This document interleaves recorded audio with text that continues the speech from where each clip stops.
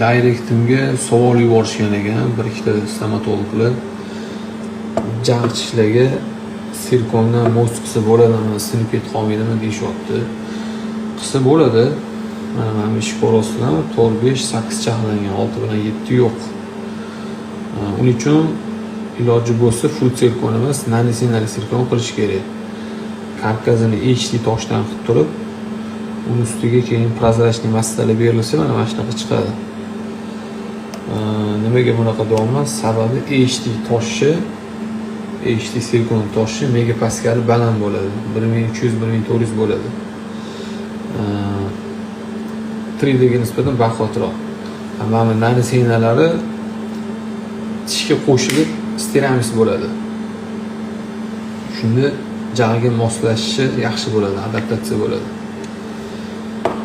3D toshlar ham chiqqan hozir.